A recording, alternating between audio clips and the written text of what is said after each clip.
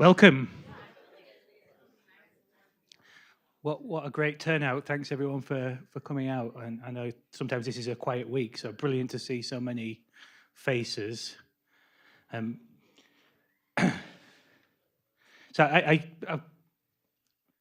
Bill doesn't need an introduction to a lot of people, but to some people he will, so I'll start this. Now, I was given a biog, and I've reordered it to make it much more... No, reordered it to make it all the important stuff at first. So I think most importantly, Bill is currently the chair of our advisory panel in CGD. So I hope everyone's been nice to him. And then second most importantly, Bill was here when I was here last in the mid-90s as a postdoc, and was the CSM chief scientist between 2003 and 2005. And is that when you left in 2005? And left NCAR in 2007. Now he's the Associate Laboratory Director for Earth and Environmental Science at what I would call Berkeley Lab, but I'm sure people probably call it Berkeley over here, do they? You just don't know how to talk in America, that's all. And he's also a professor in residence at the Department of Earth and Planetary Sciences at Berkeley.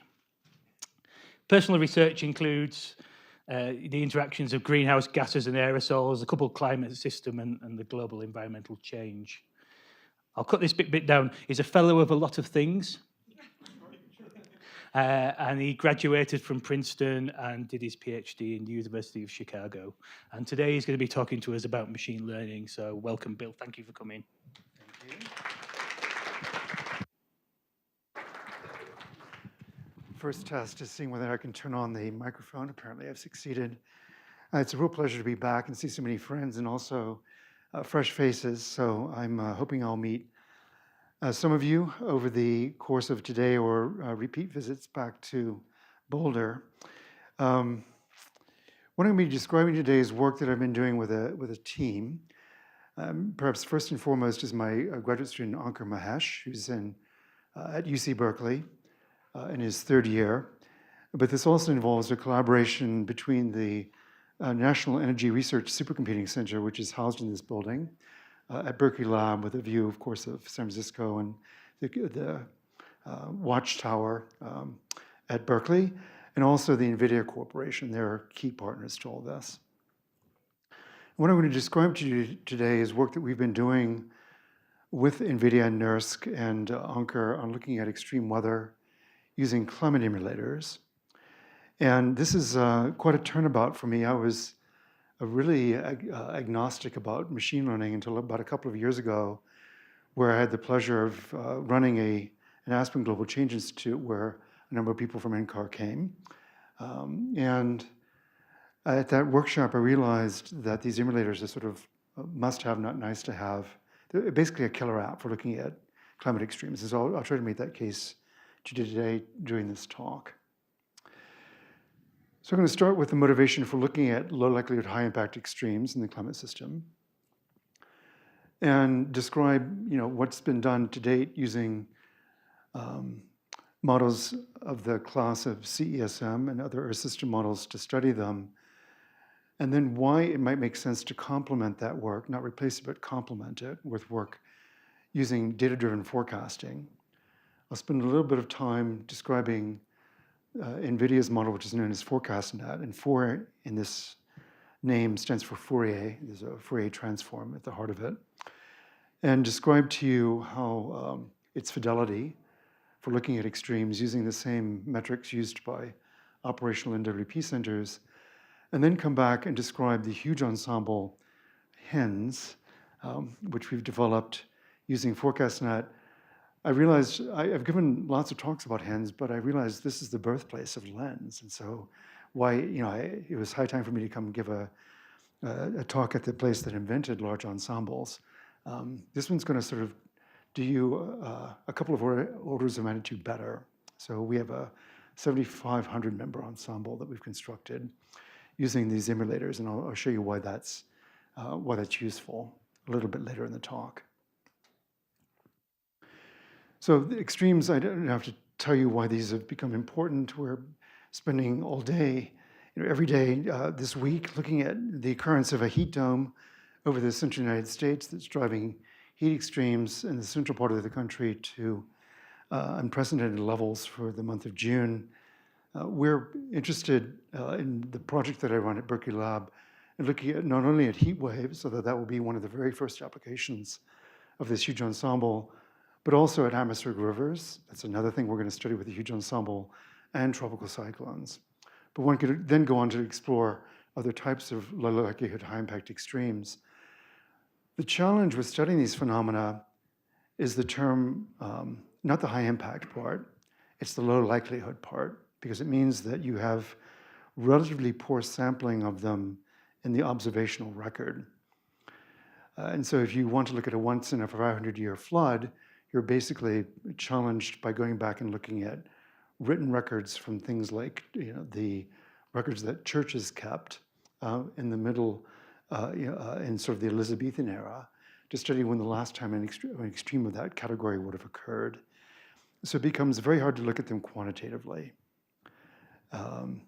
And they were identified during the IPCC report, which I'll come back to in a moment, as being particularly challenging for projections during the 21st century. One event that I'll come back to a little bit later in my talk is the Pacific Northwest heat wave that occurred in 2021. A number of groups have studied this, including my own, and the temperatures during the Pacific Northwest heat wave came close to about 50 degrees Celsius, which is really unusual for that part of the country. The result of a high pressure system that's set up over Seattle and Oregon, and subjected that region to temperatures that were so high that, at least in a naive application of generalized extreme value theory, you actually couldn't calibrate the theory against the historical record. It sort of broke, this extreme broke generalized extreme value theory, at least in one particularly naive application of it. So the IPCC, this is the usual soup of acronyms, the Sixth Assessment Report, Working Group 1, that deals with the physics of the climate change. Summary for Policymakers, SPM, basically said these things are impactful. We have low confidence about being able to reject them, but we do think that their probability will increase with higher warming levels. So this is essentially, I've regarded this as essentially a call to arms. Like, how do we reduce the uncertainty in the current literature on these phenomena in time for the 7th IPCC assessment and subsequent assessments? So the tool that's been used to study these, and since John von Neumann introduced his electronic computer at the Institute for Advanced Study in the 1950s. By the way, a move that was very much frowned upon by the pure mathematicians at the Institute for Advanced Study. They were shocked that anybody would introduce something that they regarded as something so applied as a computer at the Institute for Advanced Study. But he began using it for the first very simple models of numerical weather prediction run in the United States. And fast forward to today, where we have both NWP and climate models running at scale routinely and operationally. And the reason for audiences not such as yourselves why I show this diagram is to point out the proposition that I'm going to be exploring a little bit later, which is that you start from somewhat in certain initial conditions and then run an ensemble forward in time from left to right on this diagram to come up with a broader range of outcomes shown on the larger oval on the right, of which may or may not include black swan events. But the whole idea is that you don't know your initial conditions perfectly. And for this reason, and also because the atmosphere is inherently and mathematically chaotic, you want to make sure that you embrace whatever unusual conditions the atmosphere might choose to realize a little bit later in the context of a deterministic forecast. And of course, the name of the game up here at the Mesa is running this out much beyond determinism, from a prediction to a projection. I'm actually going to, for this talk, I'm going to be focused in a little bit of a turnabout for me on doing a quasi-deterministic set of hindcasts. So I'm going to be doing 15-day hindcasts for the summer of 2023, and you'll see why a little bit later. But this is the name of the game. You have some uncertainty, you run an ensemble, and this is what Linz embraced and showed actually that HENS discovered is that this oval is big enough to include quite surprising and counterintuitive situations where in the late 20th century, you get whole portions of the United States cooling despite the increase in greenhouse gases. So this field has benefited from a really phenomenal increase in computing power over its lifetime. This diagram goes back almost to the dawn of John von Neumann's computer, but to some of the earliest systems that were actually based. In some cases, I think the IBM 701 was actually still based on tubes, if I remember. Then we switched to transistors fairly on in this diagram around the 1960s. This is a figure thanks to biology at GFDL, now the Schmidt Foundation. This diagram is slightly outdated. It only shows a 10 billion-fold increase in compute power, but now we're looking at a trillion-fold increase in compute power since the start of climate and numerical weather prediction. And the shocking thing is that that compute power is now being put to great use. But the Nobel Prize a couple of years ago was awarded to Suki Manabe, shown on the left here, for a supercomputer, the CDC 6600, which was roughly less than 10 orders of magnitude slower than the machines we're currently using. So you can get a Nobel Prize for actually a fairly trivial amount of computing power. Your iWatch is considerably more powerful than the CGC 6600, and that's if you slammed a hammer into it. So, compute has changed a lot, and this computing power has been put to good use in the numerical weather prediction community, in particular in terms of increasing the range over which we have skillful forecasts.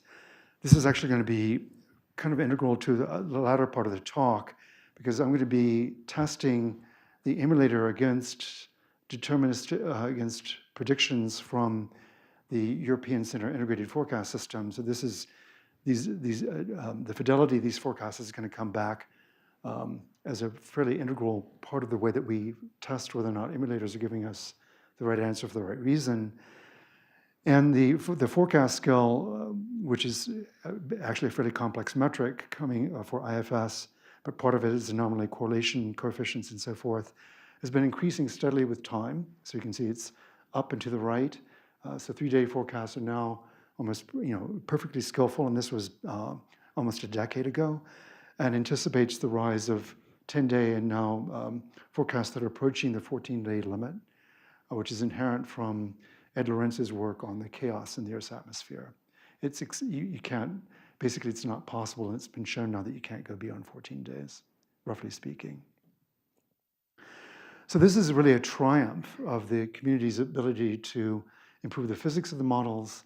Also, you can see if you look at what happened right around 2001, you'll notice that the curves both trended upward and also the spread decreased rather sharply.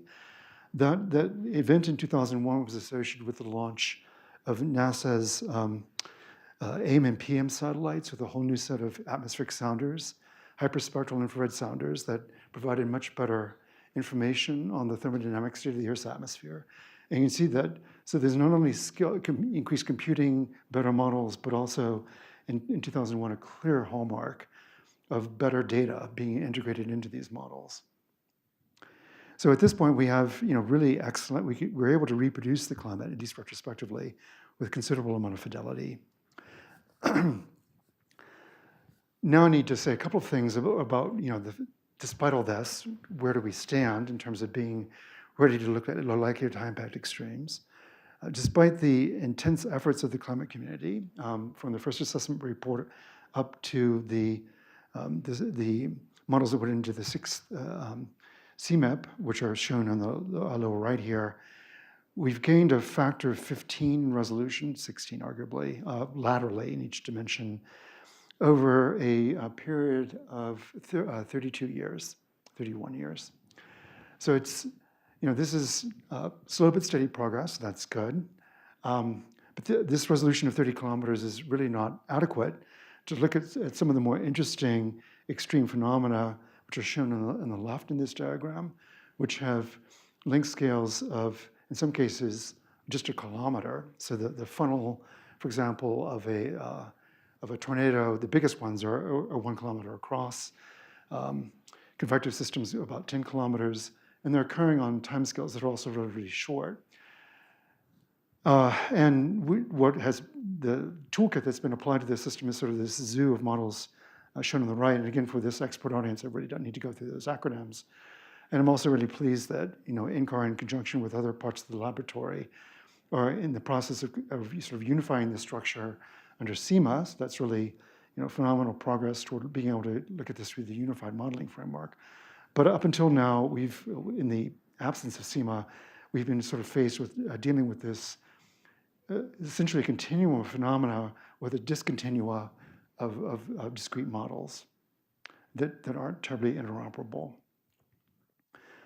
So that's where we stand today. And what I'm going to argue at this point is that it makes sense to think about complementing this hierarchy of models with a new class of models.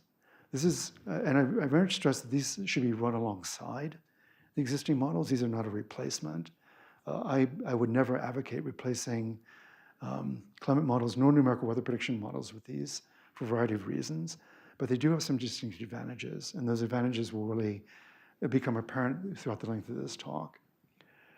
So it's now become possible, thanks to the fact that we can routinely fit models with literally billions of free tunable parameters in them, to tune them to emulate weather in a purely data-driven way. In fact, we don't even need to have them be informed by physics necessarily. It needs to do a good job on the present-day climate. And the model I'm going to show you, the emulator I'm going to show you, is completely physics incognizant. It's designed with a set of numerical techniques. Well, that's not quite true.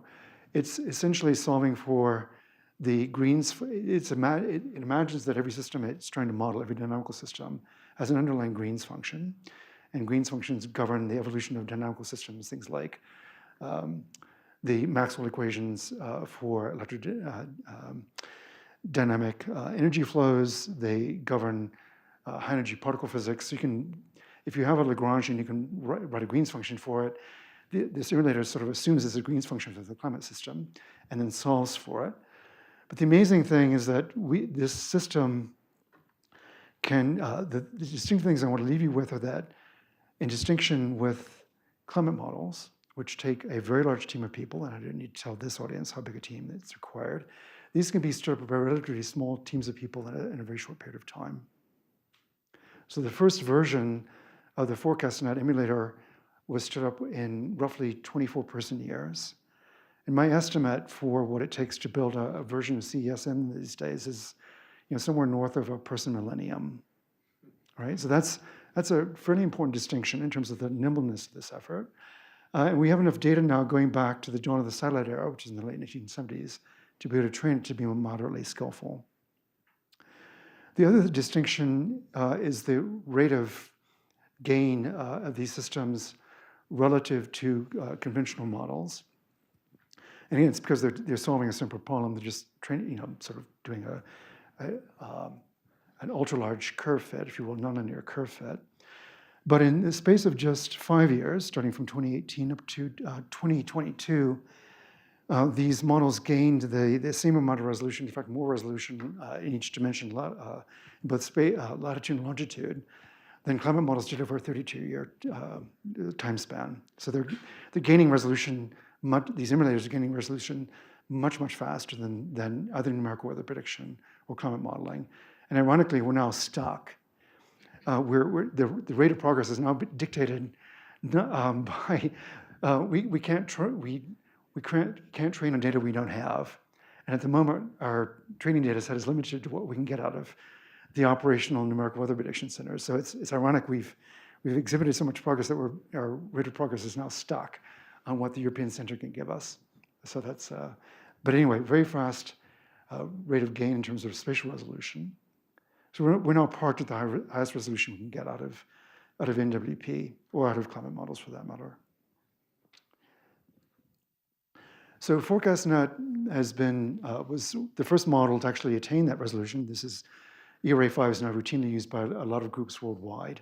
You can go look at the recent literature of the last year and find a whole lot of groups are using ERA5. ForecastNet was the first. It is What it does is it emulates climate at 25 kilometer resolution on 6 hourly time steps. And the thing that I want to leave you with in particular, and the reason why this is a killer app for the purpose of looking at low likelihood high bit extremes, and remember the name of the game here is sampling, is that this system runs somewhere between 10 to 100,000 times faster than a model that's producing the same length of forecast out of numerical weather prediction. And another advantage is that it does so for 1/10,000th the amount of electrical power. But the speed up here for my application is what's really key. And you'll see why in just a moment. What ForecastNet does, I won't really go through this. This is from a paper that appeared 2 years ago, Pathak et al., describing ForecastNet. For the purposes of this conversation, what you really need to know is that it's emulating the prognostic variables out of an atmospheric model. So it's emulating the velocities coming out of the Euler equations, but in this case, just purely data-driven. Temperatures coming out of the first law of thermodynamics, water vapor out of the constituent equations that govern the conservation of mass, and of course, the pressure fields, again, coming from hydrostatic equilibrium, the equation of state, and conservation of mass. So it's got it's producing the appropriate variables that you'd want it to be able to simulate the fluid structure of the Earth's atmosphere, and doing so without solving a single equation, which is pretty remarkable.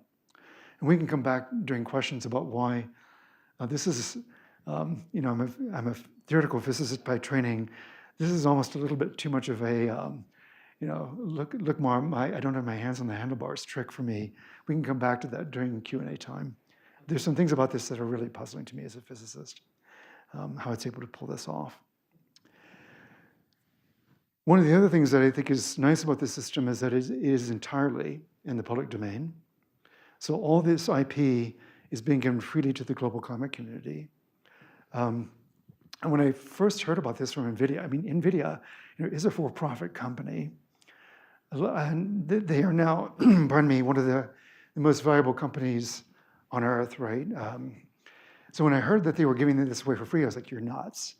This would mop the floor for anybody who's doing crop futures, anybody trying to do short-range forecasting for futures that are associated with renewable energy. There's a market for that. People are interested in forecasting the value, for example, of power coming off of wind farms, coming off of solar PV. This tool can do that a lot faster than anything else in existence, but they're giving it away. You can get these tools from GitHub. And in fact, we have code now from my group embedded both in the code release for NVIDIA. So there are both bug fixes and now the way that we're generating the initial conditions are going into the Makani source code on the left. And we have diagnostics built into the diagnostic framework in the middle. So please avail yourselves of these tools.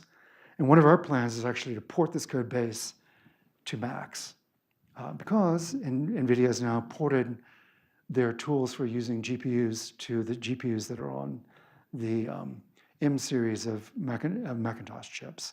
And modern Mac computers, most computers actually, are effectively supercomputers. So this thing I'm using is very bored when I type on it because it has 40 GPUs in it.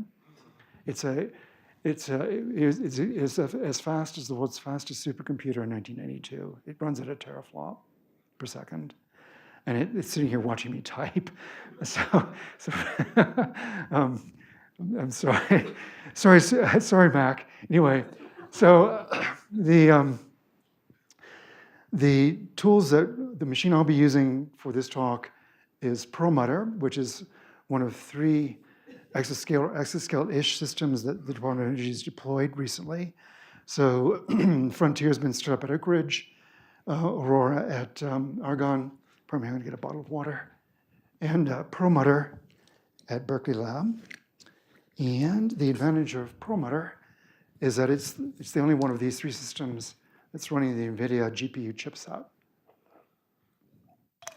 These are the A100s. They're two generations old by now, but they're plenty fast for our purposes. In fact, if they were any faster, we wouldn't have, as you'll see in a moment, we would have choked on the output if these things were any faster. I'll show you why in a second. One of the other core messages that I want to leave you with is that the dawn of these emulators is pushing us into a set of regimes around climate modeling that looks nothing like I experienced when I was here.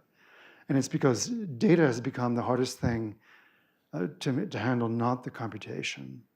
The floating point operations here are essentially an afterthought. It's what happens when you let this thing loose and start generating data that becomes the problem. So I'm actually grateful that this isn't the latest and greatest generation. Okay, so why is data-driven weather prediction a killer app?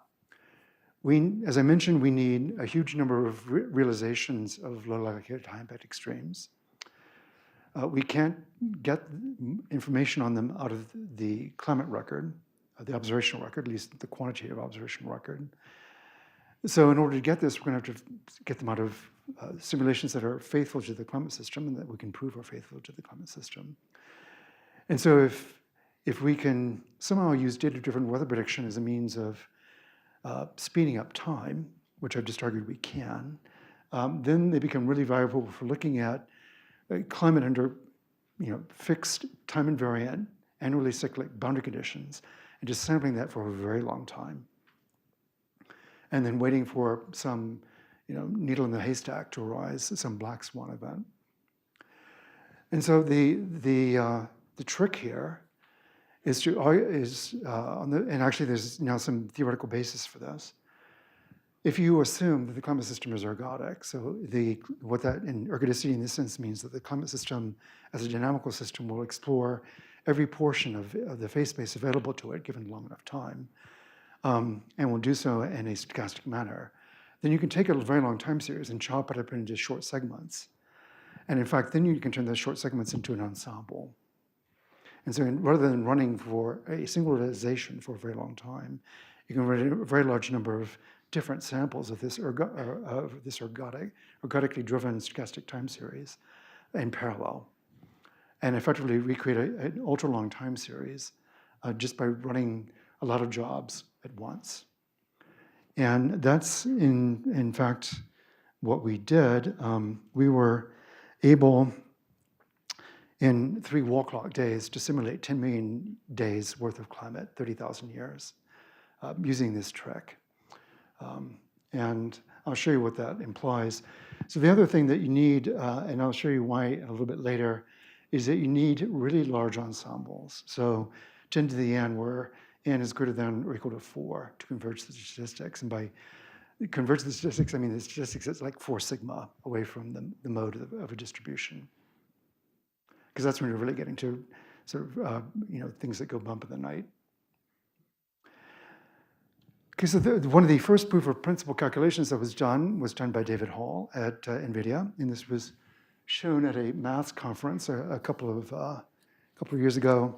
This is a heat wave that occurred in Algeria in 2018, where the temperatures got north of 50 degrees Celsius. And the graph just below it shows a conventionally sized ensemble in gray, and then the observed temperature in orange. And the conventionally sized ensemble in gray did not manage to reproduce the actually observed temperatures. But if you go back and rerun that with a 1,000-member ensemble, then you find 13 members that in fact meet or exceed the 98th percentile, and some of them actually meet or exceed the observed temperature. And so there's nothing, this isn't, nothing has been done here except to sample the heck out of the problem, right? The model is exactly the same. We're just exploiting the fact that we can run very large ensembles to get after this problem. Okay, so I have 2 joke slides in my talk, and I'm warning this is one of them. I'm afraid this joke I'll see how many people, which members of the audience, this is going to be graded by age, laugh. Okay. Yes, perfect. So my undergraduate students look at this with a completely blank stare, right? This movie was issued at or when they were born, and They don't recognize it. It's a phenomenal movie. Actually written by a philosopher who was trying to think about what it meant to be, to realize your full self, and decided to come up with a movie structure, a comedy, while trying to realize your full self. But we're going to be running essentially an AI-powered sequel to Groundhog Day, and I'll show you what that means in just a moment. It's actually, I think it's actually worse than, at least what's shown in the movie. This is like Groundhog Day, but each day gets repeated 7,500 times. So it's you really get to hear, Sonny and Cher sing the same darn song quite a few times. Okay, we're going to emulate the summer of 2023, and the reason is that this is the hottest summer in the recent climate record. When this occurred, it was nearly 1.2 degrees Celsius hotter than the climatology in the middle of the 20th century. Recent papers that have come out in Nature suggest that it's the hottest summer in at least 2,000 years. When it first happened, people were making even slightly more far-fetched statements on the basis of proxy temperature records, but we're fairly confident this is the hottest summer in the last 2,000 years. And so we thought, we could, using a huge ensemble, we can go in and ask the question, how much worse could this summer have been than it actually was if you stayed moderately true to what happened? In other words, you don't take a model and run it so long that it's looking at its own climatology. What if you ran a model on short enough hindcasts that it retained memory of its initial conditions? And so that's what we're going to do. Before I go into constructing this ensemble, I don't want to I should not run an emulator without showing that it's going to work. And when we started this work, Mike Pritchard, who's been kind of the guiding light at NVIDIA in our collaboration, he's a professor at UC Irvine, and also is now spending over half his time at NVIDIA, recommended that we test the emulator using metrics adopted from the numerical weather prediction field. So we're going to test, can the forecast distinguish between false positives, false negatives, and the real thing? Does it get the right forecast probabilities against their observed occurrence? This third metric, does the ensemble spread match its skill? Is something that's theoretically required. If you look at a large number of numerical weather prediction forecasts stacked once against each other, this third metric is required to happen theoretically, and I'll show you that it does. Can the emulator reproduce situations where the model departs a lot from climatology, and are the power spectra realistic? So let's step through each of these kind of quickly, and then we'll get to the results from HENS. So this first metric is known as a receiver operating characteristic, and is essentially a plot of the false positive rate, which you want to be 0, and the true positive rate, which you want to be sort of spiked up at 1. So under ideal circumstances, this curve would go straight up the left-hand axis and then go straight over to, so immediately run up to 1, and then run rightward over to the edge of the diagram. The integral under it would be 1. If you have a random forecast, it's on the diagonal line. And we're close to what IFS is producing from ForecastNet. And the integral under that curve declines slowly with time, but we never get to the point where we're running a random forecast. And what's relevant on this time scale is 10 days. That's we're going to be analyzing the results from HENS at a time scale of 10 days. So we're retaining a fair amount of memory of and producing relatively few false positives relative to the observational record on a time scale of 10 days from the system. And again, our skill in terms of the evolution of this integral over time is comparable to, that aren't quite as good as that of IFS. Second, we can ask, are the forecast probabilities equal to those that are actually occurred? So if you take a system, forecast system, start it, let it run for 3 days, and then ask what, if you look at an ensemble, what is the probabilities of an extreme occurring at a grid point? And compare that with the probability over and over and over again for many, many 3-day forecasts, and then compare the probabilities at each grid point against what actually happened. You want there to be a one-to-one correlation between those two things. So in this case, lying on the diagonal line is what you want.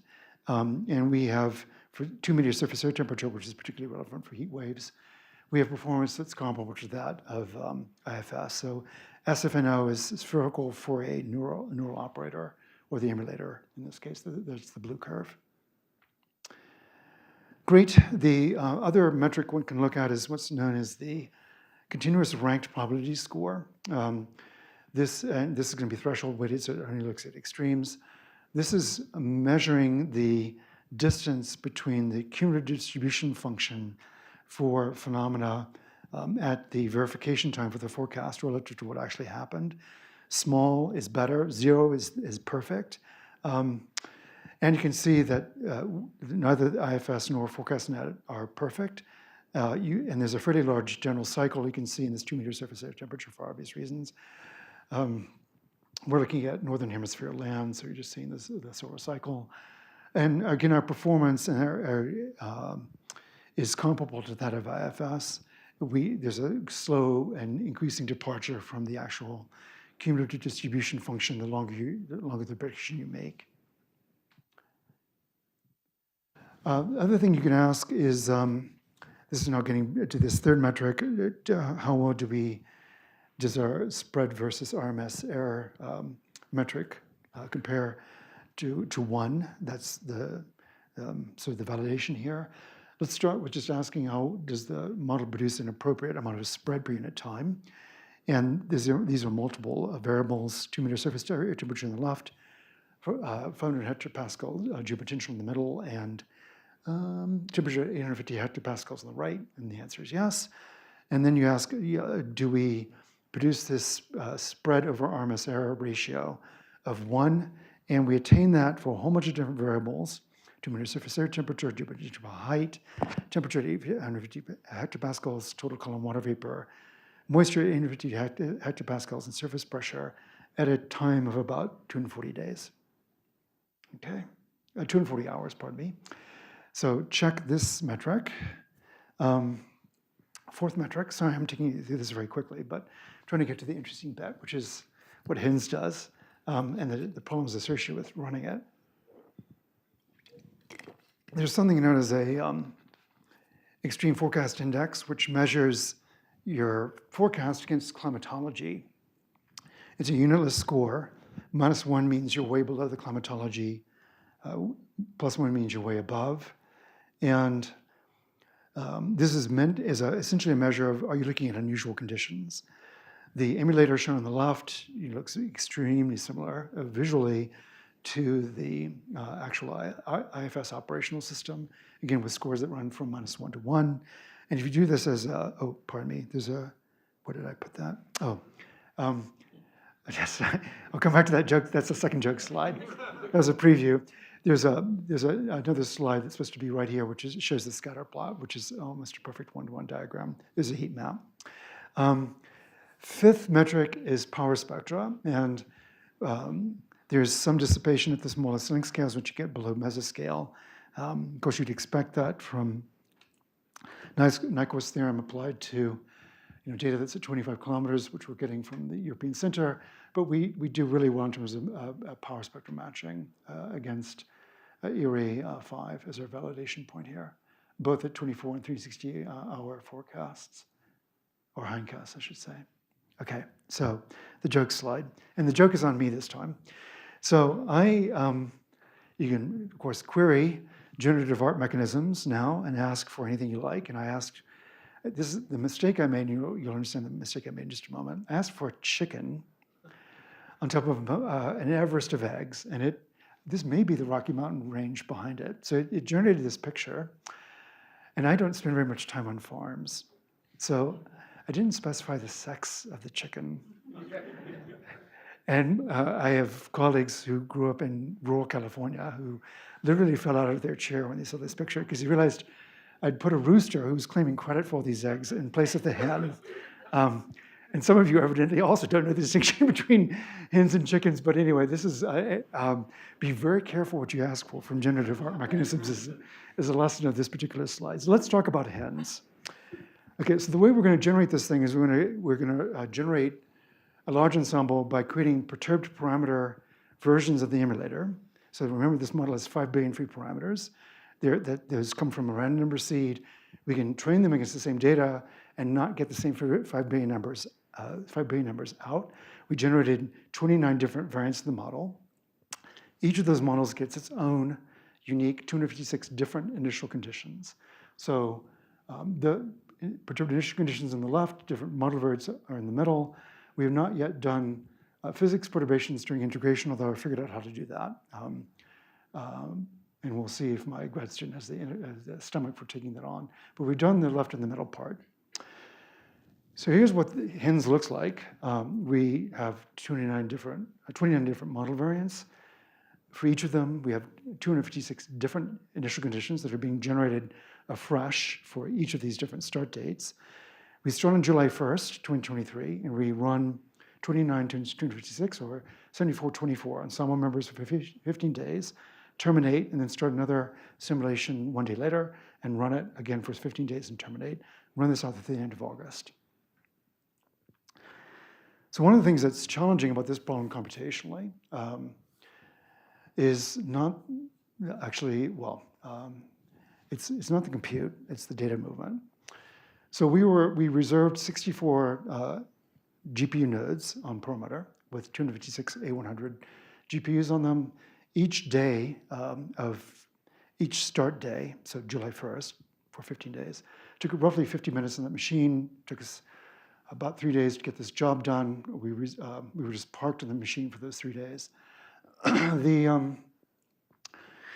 The challenge is that even inside, so Perlmutter has 2 different memory systems in it. One of them is a solid state scratch, which is gigantic. It's about 50 petabytes worth of solid state scratch. And we can write to that at 5 terabytes per second if we grab all the bandwidth, which we can. And then we have a disk system that we can write to at the rate of, again, if we grab the entire machine's bandwidth at 150 gigabytes per second, but we can only grab a tiny fraction of that. What we saw in practice, and we realized we couldn't even use Linux commands to move the data around. We used Globus inside of Perlmutter because Globus was an orders of magnitude faster than Linux commands. And we had to work with the people who developed it at Argonne to tune this thing to within a hair's breadth of its peak performance. We could tolerate no fluctuations in Globus's performance because it had to keep up. The supercomputer was actually generating 80 gigabytes per second worth of data. We could only save a tenth of that and move to scratch, the solid state scratch. And then Globus was sitting there barely keeping up at 10 gigabytes per second to write it to disk. And this is, for 3 days straight. So in 3 days, we generated 2.25 petabytes worth of output. Again, a tiny fraction of what this emulator is actually producing. The point I want to leave you with is that this is the very first, we've just taken the shrink wrap off this thing, and it's already stressing our ability to move data around in the system. And it's a whole new paradigm. I'm not agreeing to providing this data in perpetuity to the community. Right? We're going to throw it away. We will open it up to you and everyone else who wants to use it for a brief window of time. But the only thing we're going to offer is how to recreate it, which is 4 orders of magnitude smaller than the data itself. We're in an era where you cannot provide climate model output of this scale to people and in perpetuity. It's not possible anymore. And we will have to think about analyzing it in whole new ways too. So it's a real game changer. Okay, I want to make sure I don't run smack up against the end of my talk time here. I want to show you a few properties of this emulator. First are the different model variants statistically indistinguishable? And I won't go through the math here, but the answer is yes. This metric is less than 1, so the 29 different versions of the model are statistically indistinguishable, which is good. That's what we want. Second question you can ask is the system Gaussian? I won't go through the math here, but the answer is astonishing. The ensemble is astonishingly Gaussian. I had not anticipated that, it would be to this extent. These variables are global land surface averages shown against theory, which is in the black dotted line. And you can see that if you want to get up to 4 sigma, you need ensembles that are approaching 1,000 members. If you want to get to 5 sigma, which is the gold standard for the physics community, you need a 1 million member ensemble. And we may just try that, right? Because I finally, I was a theoretical physicist, and then I went and did climate, and I sort of, I want to get back in their good graces. So we may try, a 1 million member ensemble. That's going to require some really crazy tactics to pull that off. But this allows you to start looking at some really unusual events in summer of 2023. The other thing I won't go through is that if you assume that everything's Gaussian, all the properties of the system scale like 1 over the root n. The mean of the ensemble, its standard deviation, different percentiles of the extremes. The dotted line here, again, is theory. The green is the actual ensemble. Green matches theory very nicely. So everything's Gaussian. Lovely. Okay. I don't know. I guess this is where I put the extreme forecast index. So the forecast, tracks this extreme value index fairly closely with what came out of IFS. But the real take-home message I want to leave you with, the important thing, is this slide. So this is the only slide you remember. Please remember this one. You can ask, well, what were you gaining from this ensemble?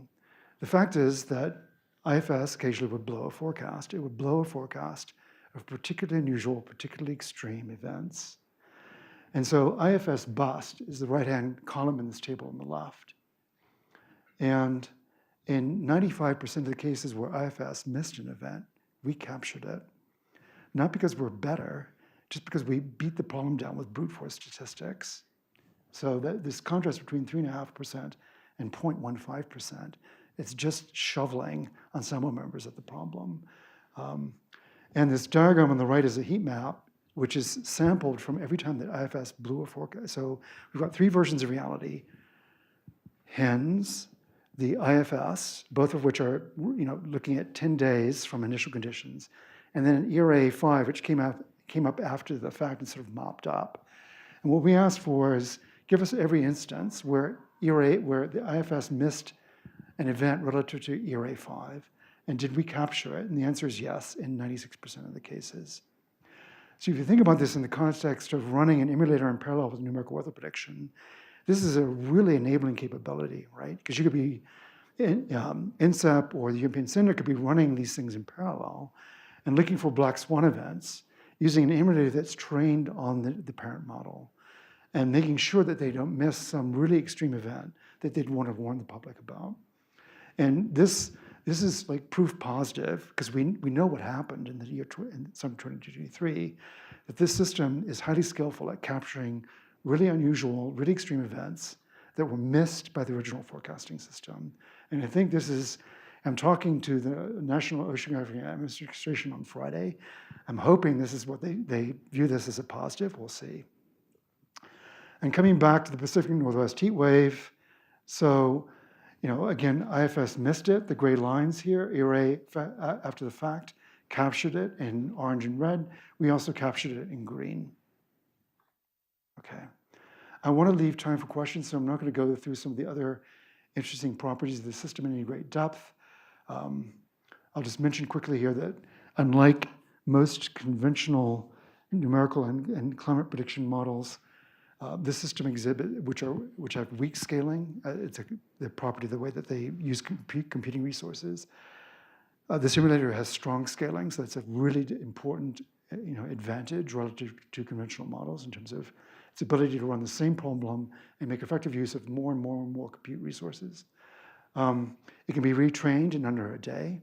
So this is a real advantage of ForecastNet relative to Pangu and a lot of the other emulators that are out there, which take forever to train. This could be retrained very rapidly. Relatively speaking, it still takes months on a single GPU, but we can get several hundred of them to train it in a few hours.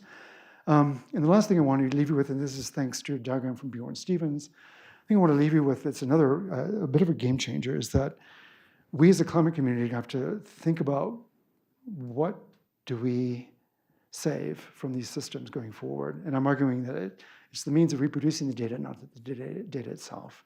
And Bjorn came to that realization. I've been arguing this for over a decade. Bjorn, in the context of Digital Earth and his colleagues there on Eve and the other systems they're starting to build in Europe, is arguing exactly the same point. We have to think about abandoning, saving data that effectively can't be moved from where you generate it. Okay, so I'll skip these slides because you know this stuff. We are thinking about, my next move is to move on to extrapolation methods, and I have some ideas about how to do that with emulators, which do not involve retraining. I'm going to test this out shortly. And of course, we are going to see if I can convince our colleagues here in the United States to adopt this. The European Center already has. So the European Center is already providing emulators alongside of their conventional operational forecasts. Let's hope the United States can get on board here. Because as I've shown to you and quantified, it has real value in terms of looking at events that which could be highly impactful. This would not have been possible without a really phenomenal team of collaborators. I do want to say, when I assembled this slide yesterday, I know we are all very attuned to issues around making sure that we are assembling very diverse teams of investigators. I assembled this slide yesterday, and I realized that there's a really serious problem with the diversity on this slide in a gendered fashion, so my sincere apologies. I'm working on that, so I'm expanding our team to include, to be as diverse as possible, but anyway, it's a phenomenal team, and would not have been possible without this group of people. And with that, let me take any questions you might have. Thank you.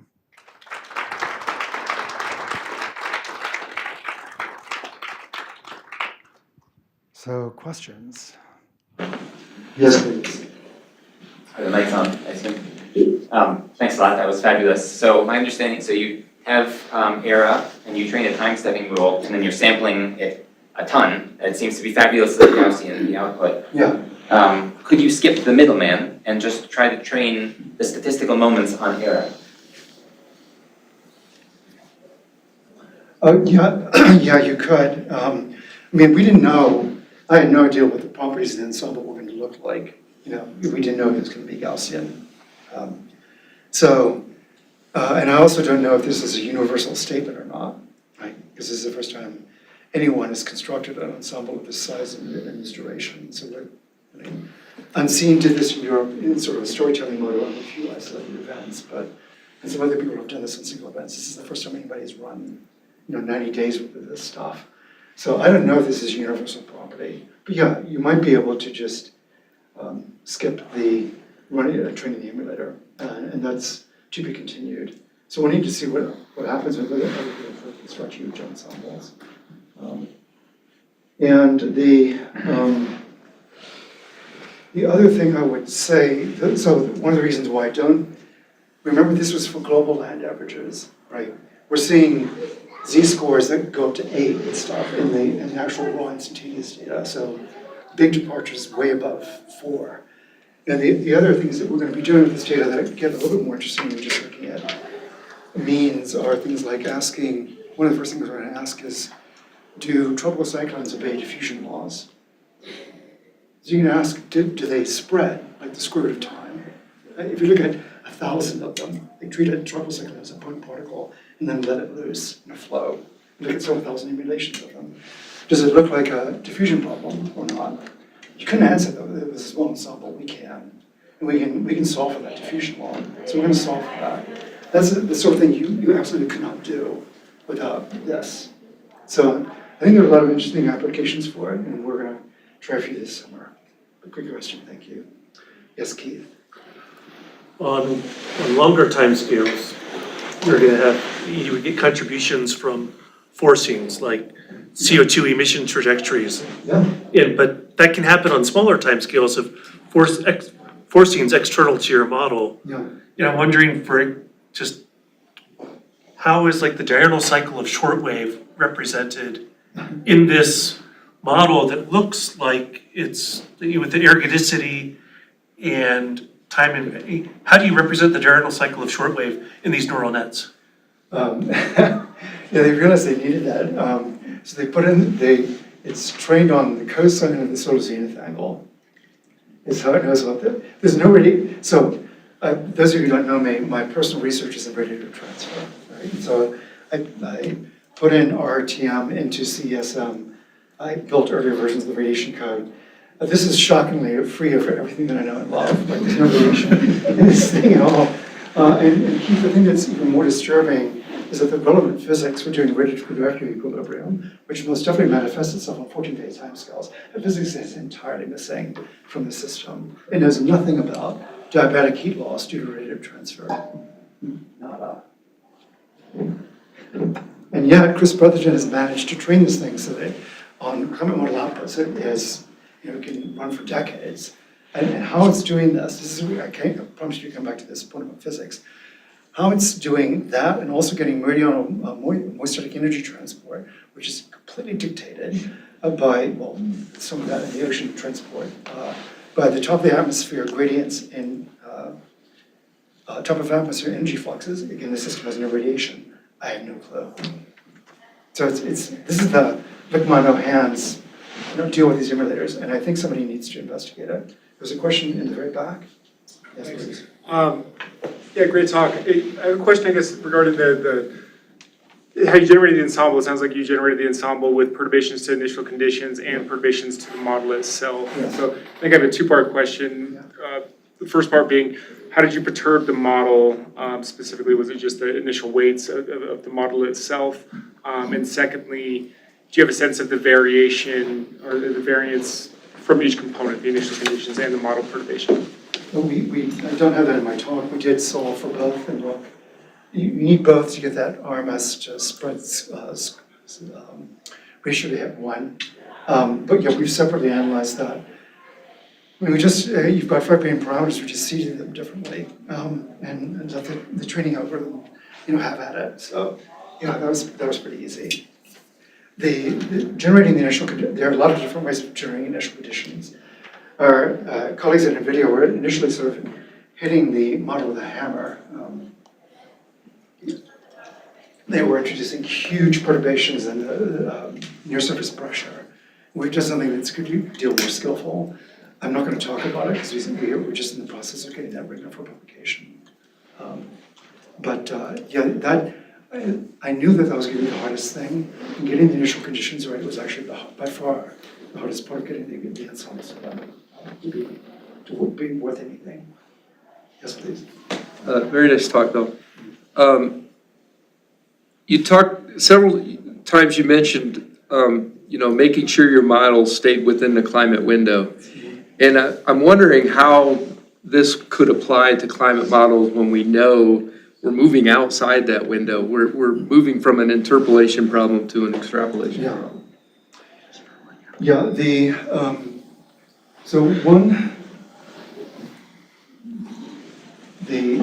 Let's say the work that I think has the most salience here is work that was done by some colleagues in Europe in terms of training on properties of the climate system that are moderately invariant to climate change. These are properties that have to do with, for example, with the static stability in the lower Earth's atmosphere. So if you replace the absolute fields, things like the absolute moisture, with if one were, instead of training on, for example, specific as a concrete example, just replace specific humidity with relative humidity, which we know is moderately invariant to climate change. Right, then you move the model in. That's one variable in which you move the model to a state representation, which you know is not nearly as sensitive to climate change as training on specific humidity, which most definitely is going to break fairly quickly. Right, so I think this is a really it's an area of very active research. People are looking at using more or less climate invariant fields. Static stability is one. Rapier on Reddit is good to look at that, and relative humidity is another example to get out of that trap. I have another way of deploying this, which I'm going to try over the next year or so, see if it works. Steve? And then I'll Yeah, come back good to- talk. I was curious in your four quadrant figure there, there was some percentage where IFS was successful and HENS was a bust, and I'm just curious what your interpretation of that is. Is that just in the noise? Is it, you know, imperfect emulator? Or? You're, as you know, we're guaranteed to occasionally perfect sampling. There, occasionally a 100 member ensemble is going to beat out a 10,000 member ensemble, right? That will happen. I have not gone in to check whether or not the percentage that there is actually what one would expect from Gaussian theory. But the answer to your question, if I'm hand waving here, if it's not hand waving, one could compute that percentage from Gaussian theory and then check whether or not this accords with Gaussian theory. I don't know. But yeah, occasionally 100 coin tosses will beat 10,000 coin tosses. Yeah. Questions on that? Yes, sorry. Thank you. Yes, there are heat extremes that the machine learning ensemble missed. Those were on the lower left-hand part of the diagram. Those were approximately 0.1% of the events were missed. So great question. Thank you. What fraction were captured by ForecastNet? 99.53% were captured by ForecastNet. Let's see, just forecast success and plan. What member simulated it? So your question is, would forecasters do anything with a 1 in 2,000 member event? Probably not. If you think about it, that's roughly a 1 in 25 to 30 year event, 365 days times 25. I don't think I'd be terribly worried about that. With a main member ensemble that's 2,500 years, I doubt forecasters are going to be worried about that either. False positives show up. It's not a perfect forecast system, so we do occasionally make errors, and we've been able to quantify that. I'm not going to be able to give you an answer to the second part of your question. My apologies.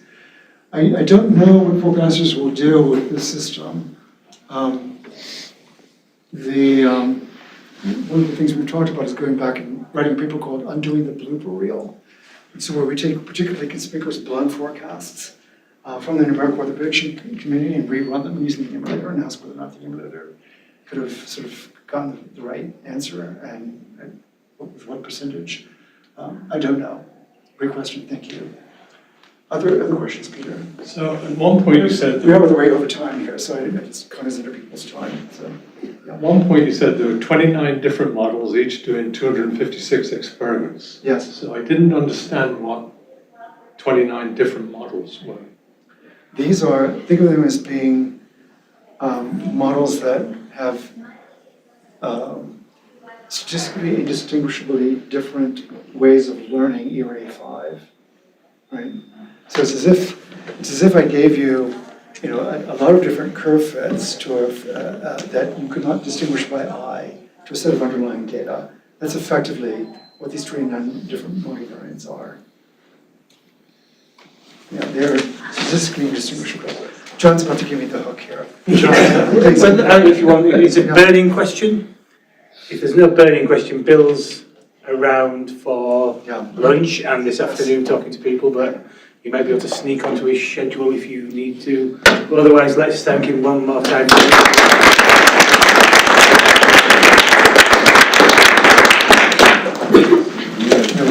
Schedule. Schedule.